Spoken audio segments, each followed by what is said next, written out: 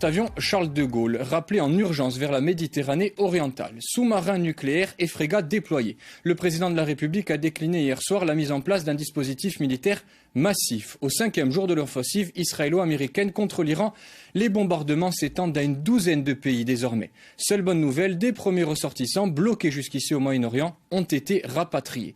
Le point avec Jean-Philippe Maté et nos équipes.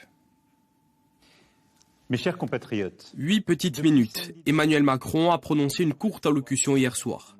Le président de la République y a livré sa position sur la situation au Moyen-Orient et présenté sa stratégie à court terme. Dans son propos, il fait porter la responsabilité de la situation à l'Iran, rappelant son programme nucléaire et son soutien à des groupes terroristes.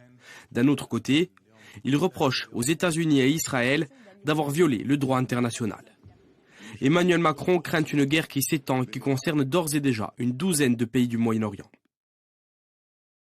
Face à cette guerre en train de s'étendre et dont nul ne sait dire aujourd'hui le terme, ma responsabilité est d'abord d'agir pour protéger notre pays.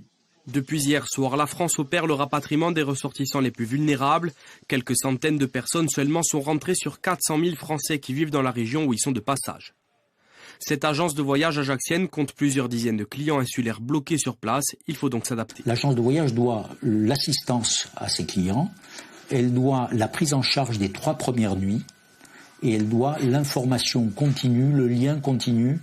Et ici, on rassure en fait les familles qui sont ici. On a plusieurs fois au téléphone par jour des clients qui sont sur place.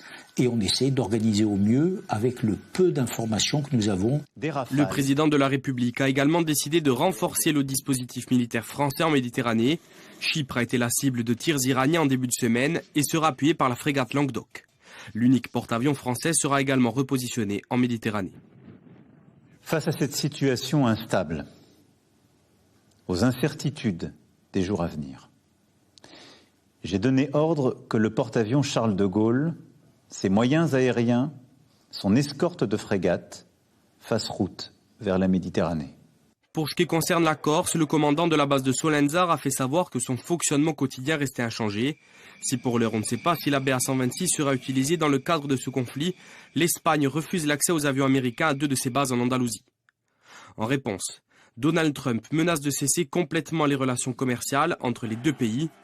L'Union européenne a apporté son soutien aux Espagnols par la voix du président du Conseil de l'Europe.